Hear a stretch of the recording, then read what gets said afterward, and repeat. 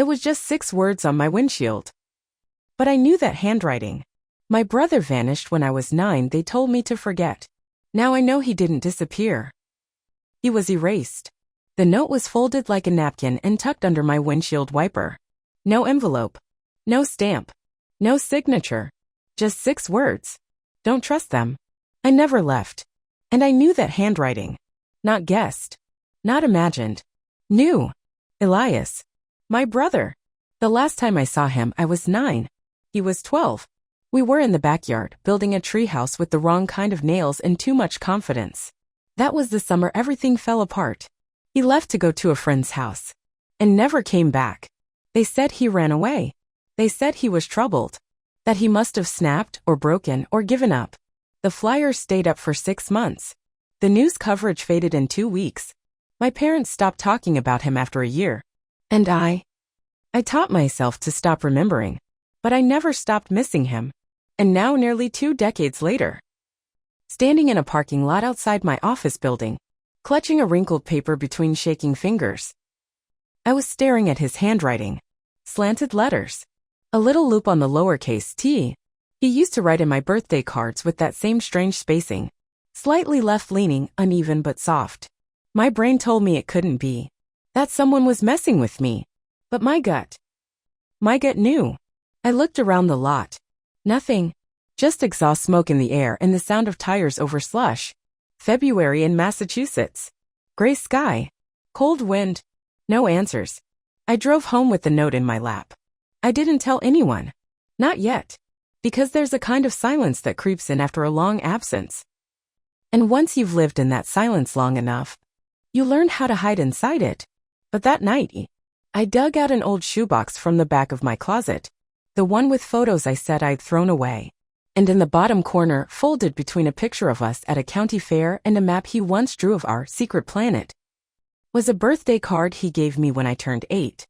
To Lucy, the best little sister in the galaxy. Never forget our planet. Never forget me. Same handwriting. Same T. Same space between the words. I didn't sleep that night. I just sat there on the floor, reading the 6 words on the windshield note over and over again. Don't trust them. I never left. And at 4:17 a.m., I realized something else. He didn't say where he was. He said who not to trust. The next morning, I took the note to work in my coat pocket. Not because I wanted to show anyone. I just couldn't leave it alone. It felt alive. Or at least unfinished. I spent most of the day pretending to work while rereading it under the desk. Sometimes I'd trace the letters with my thumb. Sometimes I'd just stare at the words. Like they might rearrange themselves and finally explain something. But they didn't. They just stayed the same. 6 words. Too short. Too loaded. I stared at my coworkers, wondering if any of them had placed it. Wondering if someone had slipped it under the wiper as a joke. But no one looked different. No one watched me closely. No one gave me the feeling. And I've always trusted the feeling. When I got home, I opened the windows even though it was freezing outside. My mother always said a cold room kept the mind sharp. Elias used to say she was full of it. But I did it anyway. I pulled out the old box again. The one I hadn't touched in years. Photos. A broken watch. A plastic astronaut keychain. A sketch Elias drew of a treehouse we never finished. I remembered that day.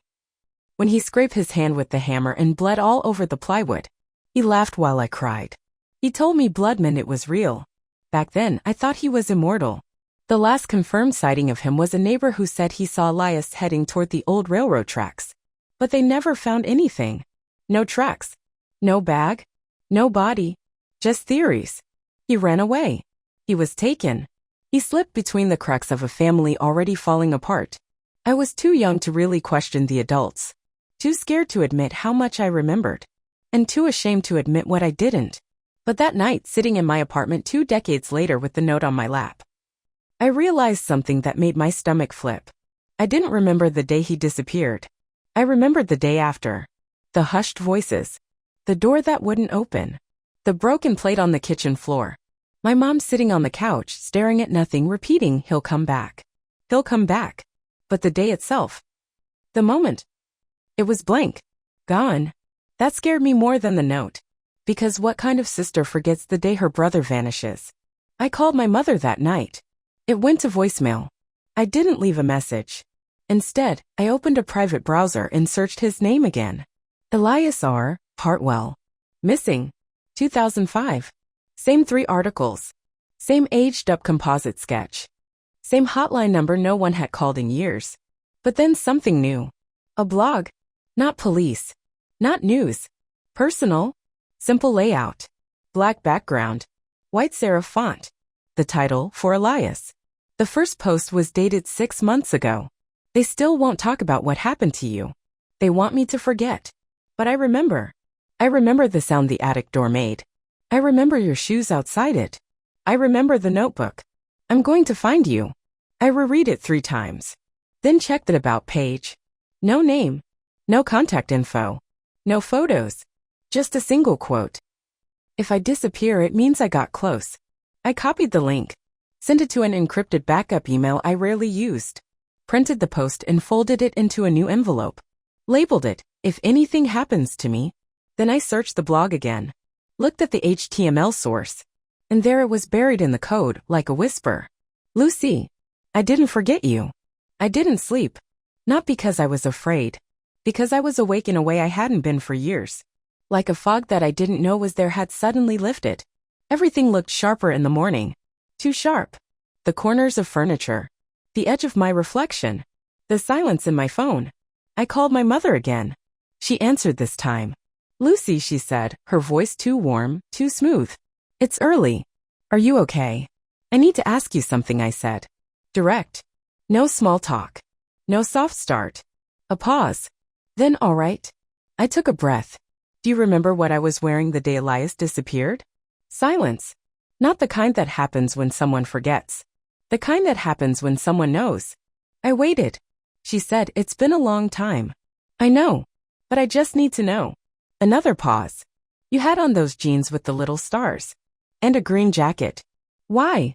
It was wrong. I still had the jacket. It was red. I said nothing. She continued, I've told you before, Lucy.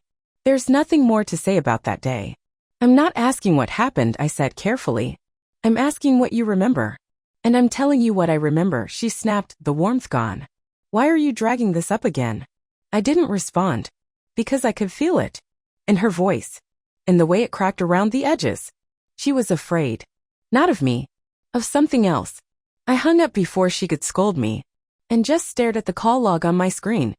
Wondering how many truths live in silence. And how many more were buried in things we think are too old to matter. Later that day, I went to the library. Not to read. To look. I remembered Elias used to borrow these old nature books with hand-drawn animals and weird survival facts. It had been one of the few things that made him calm. He'd copy the pages in a spiral notebook. He called it the escape manual. We thought it was a game. The reference desk still had physical cards for the older checkouts. And after 20 minutes of flipping through yellowing cards with stamped dates, I found it. Wild Survival for Young Explorers, checked out March 7, 2005 by Elias Hartwell. I stared at the line like it might vanish if I blinked too hard.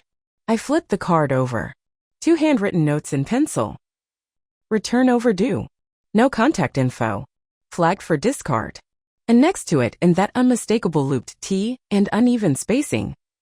Keep it safe. He left it. Not for them. For me? Or for anyone who looked. I asked the librarian if they had the book. She told me anything flagged in 2005 was long gone. But I didn't believe her. Not really. Because I remembered what Elias used to say. They never throw things away. They just hide them in places no one thinks to check. So I did. I checked the archives in the back. Where the shelves are low and the lights hum and the air smells like old glue. And after an hour of looking, there it was. Not on a shelf. Not in a bin. Tucked between 2 outdated encyclopedias, half covered in dust. I pulled it out with shaking hands. The cover was cracked. The pages yellowed. Inside the front cover was a folded slip of paper. I opened it. A map. Hand-drawn. Marked in red ink. There was no legend, no street names. Only a circle around what looked like woods. And a single word beneath it. Remember. The map wasn't detailed. No street names. No highways. Just shapes drawn from memory. And that made sense. Because Elias never trusted paper trails. Even as kids, he said real hiding places can't be found on real maps. I photocopied the page at the library, then folded the original and slipped it back where I'd found it. Somehow that felt right. Like preserving a breadcrumb trail for someone else. At home, I opened Google Maps and tried to match the curves and boundaries from his drawing to satellite images. It took me hours. But eventually I found it. Just north of Amesbury. A wooded patch near the edge of an abandoned industrial park. No signage. No trails. Just a stretch of gray-green forest tucked behind a crumbling parking lot. I stared at it for a long time. Then I packed a flashlight, notebook, and water bottle. No weapons. No camera. This wasn't about documenting. It was about listening. The next morning I called in sick. It was snowing, the kind of soft, steady snowfall that blankets everything in a hush. The road to the site was mostly unplowed.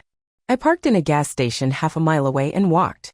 With each step, the crunch of ice under my boots felt louder. More final. There were no signs. No fences. Just a collapsed wire gate half swallowed by snow. As I stepped past it, the world went quiet.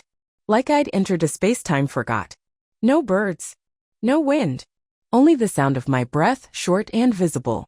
The trees grew tighter the deeper I went. Thick trunks and bare branches clawed at the pale sky. I kept checking the map.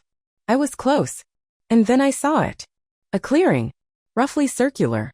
Like something had once stood there. In the center, half buried in snow, was a wooden post. No sign. No markings. Just a rusted nail at the top, where something had been long ago. I brushed the snow from the ground around it. There were stones. Arranged deliberately.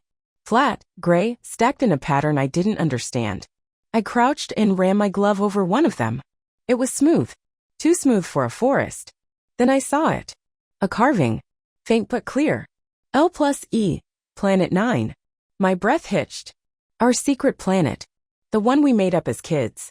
We used to joke it was real, a hidden world only we could find. We mapped it out on construction paper. Wrote rules. Assigned creatures and codes. It was a game. Until it wasn't. I stood up, dizzy. And then I heard it. A sound. Soft. Behind me. I turned. Nothing. My pulse pounded in my ears. I waited. 10 seconds. 20. Still nothing. But the trees felt closer. Like they'd leaned in while I wasn't looking. I walked the perimeter. Found nothing else. No objects. No signs. No shelter. Just that post. That carving. That silence. But before I left, I placed my hand on the wood. And whispered. I'm here. Because somehow I knew he had stood in that same spot. And maybe, just maybe, he'd left it for me. Back at home, I thawed in silence. Boots by the heater. Coat dripping in the tub. Notebook on the table. I pulled out the printout from the blog, the one with the message hidden in the code. Lucy. I didn't forget you. There had been new posts since I last checked. I saw her. She found the place. I think she remembers more than she says. She doesn't know who's watching her. But I do. If you're reading this, you're close. Don't stop now. I scrolled back up, heart racing. The first post, the one dated 6 months ago, had a different timestamp now. It had changed. And that meant someone was still logging in. Still writing. Still watching. I didn't go to work the next day. I didn't call in either. Let them wonder. Instead, I sat on the living room floor with every piece of evidence laid out like a ritual. The photocopied map. The blog printouts. The original note. My brother's birthday card from 1998. A photo of us at the fair. The carving in the forest had confirmed what I already knew deep down. Elias hadn't disappeared. He'd been erased. And someone, maybe more than one person, had helped do it. That night, I called the only person who'd ever told me not to talk about him. My Aunt Janice. She was my dad's sister. She'd helped raise me after Elias vanished, especially during the year Mom started forgetting everything. Janice had always been strict, even cold, but she was organized, efficient. The kind of woman who kept paper records of everything. We hadn't spoken in over a year. Not since I brought up Elias at Thanksgiving and she told me, there's nothing back there worth digging up. Now I understood that for what it was. A warning. She answered on the second ring. Lucy. Her voice sounded surprised. Tense. I need to talk, I said. In person. A pause. Is this about your mother? No. It's about Elias. Silence. Then. I don't think that's a good idea. I found the clearing, I said. I know about Planet 9. Another pause. Then a sigh, a long, heavy, tired. Fine. Come after 7. And don't bring anyone. The line went dead. I drove to her house as the sun set, one of those dull, pale winter skies that made everything look washed out and brittle. Her house hadn't changed. Same plastic wreath on the door. Same porch light with a flicker. She opened the door before I knocked. Janice hadn't aged much, but her eyes looked different, sunken, rimmed in something like regret. She didn't offer tea. Didn't offer a seat. Just motioned toward the hallway. We sat across from each other at her dining room table like it was a deposition. I laid the note on the table. Then the printouts. Then the photo. And finally the birthday card. Janice didn't touch anything. She just stared. Then she said quietly, "Where did you find the map?" "In a book Elias checked out. The survival one." She nodded once. Not shocked. Just resigned. "I knew he'd try something like that," she said. "Try what?" She looked up at me, and for the first time in years I saw guilt behind her eyes. "He knew too much," she said. "Even at 12. He noticed things the rest of us didn't." "Like what?" She hesitated. "Your parents were involved in something. Not dangerous, not illegal, just secret. And messy." Elias found a folder in the attic. Old documents. Names. Transfers. Transfers. I echoed. She nodded. "Kids." My stomach turned. "I don't know everything," she said quickly. "I never saw the folder. But I saw what it did to your mom when she realized he'd read it. Why didn't anyone tell me? Because you were 9. Because your mom fell apart. Because your dad made sure it all disappeared. But Elias didn't." Janice finally touched the note. Her fingers trembled. "No, he didn't. And that was the problem." I leaned forward. "So what happened that day?" She looked like she wanted to lie. Wanted to deny it all. But something in her broke. "There was a man," she whispered. "I only saw him once. He came to the house. Spoke to your father in the driveway. After that, Elias was gone. Was he taken? I don't know. Maybe he ran. Maybe they let him." I pressed my palms to the table. "You've known this for 18 years? "I was scared," she snapped. "Your mother went catatonic. Your father changed the locks.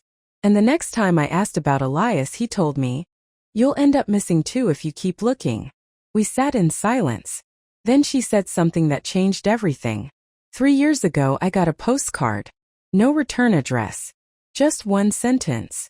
She reached into a drawer and pulled out a faded white card. I recognized the handwriting before she even turned it around. "Tell Lucy I remember the treehouse." The postcard was yellowing at the edges, bent at the corners. But the ink hadn't faded. "Tell Lucy I remember the treehouse." I held it like it might burn me. Like touching it too long would wake something I couldn't put back to sleep. Janice watched me without speaking. Her silence wasn't passive, it was loaded. Like she'd waited years for this moment and still wasn't sure if it should be happening. "Why didn't you give this to me?" "I didn't want to pull you into something I couldn't explain," she said softly. "You had your own life. Your own version of peace." Peace. What a beautiful, stupid word. Nothing in me had ever truly been at peace. There had only been numbness. An ache with no name. Until now. I took a photo of the postcard with my phone, then slid it back across the table. "I need to go," I said. "Lucy." "I'm not stopping." She didn't argue. She didn't nod either. She just folded her hands in her lap, like someone preparing for a funeral that hadn't happened yet. Back home I couldn't sit still. Couldn't eat. Couldn't breathe without hearing my own pulse behind my ears. I opened the blog again. There was a new post. Timestamp 10 minutes ago. "She knows now. I'm sorry." My fingers hovered over the keyboard. And for the first time since this started I typed, "Who are you?" "Nothing." Then a reply. "I'm the one who owed him a debt." Another message followed seconds later. "And they're watching you now." My window was closed. But I could feel it. A weight in the air. That unmistakable awareness you get when someone is staring through a glass pane from a distance they don't think you'll notice. I walked to the window. Looked out. Nothing but streetlights and quiet snow. No movement. No car idling. No silhouette. But my hands were shaking anyway. I locked the windows. Shut the curtains. Unplugged my Wi-Fi. and sat on the floor back against the wall, phone clutched tight. I didn't cry, didn't scream, didn't move. I just whispered out loud to no one in particular. Elias, what did you see? I didn't sleep that night. But I didn't panic either. There's a calm that comes after enough fear. Not peace, just stillness. Like floating in deep water, knowing the shore is gone, and deciding to keep moving anyway. At sunrise, I packed a bag. No phone, no laptop, just the postcard, the copy of the note, a flashlight, a journal, and Elias's map. I didn't know where I was going, only that I needed to see the place one more time, not for proof but for goodbye. The clearing looked different in daylight. Smaller, quieter. The trees cast long shadows like they were standing at attention. The stones were still there. The carving still clear. I sat cross-legged in the center, closed my eyes, and I remembered. Not everything, just enough. A voice. My father's raised. My mother's crying behind a closed door. Elias's arms around me whispering, "Whatever happens, don't forget who you are." A slam. A scream. A flash of red. Then silence. I opened my eyes. The wind had picked up. Snow swirling through the air like ash. I stood, pulled the journal from my bag, and wrote, "They didn't bury you. They buried the version of you they couldn't control." I tore out the page, rolled it tight, placed it inside a plastic tube I'd packed, one Elias used to keep sketches in. I left it beneath the stones. A message. For him. For anyone. Or maybe just for myself. 2 weeks later I moved. Quietly. No announcement. No forwarding address. I started over in a new town. Small. Quiet. I kept the map. The copy of the note. The birthday card. Everything else I let go. No blog updates came after that. The site went dark. But I didn't need more posts. I didn't need more proof. Because I remembered the clearing. The carving. The voice in my memory that told me the truth wasn't lost. It had just been waiting. Now I wake early. Make coffee. Open the curtains. Write. And some days I whisper his name. Not to call him back, but to let him go. Elias. My brother. My ghost. My reminder that silence is a weapon. But so is memory. And now finally, I get to choose who I am. And who gets to rewrite me.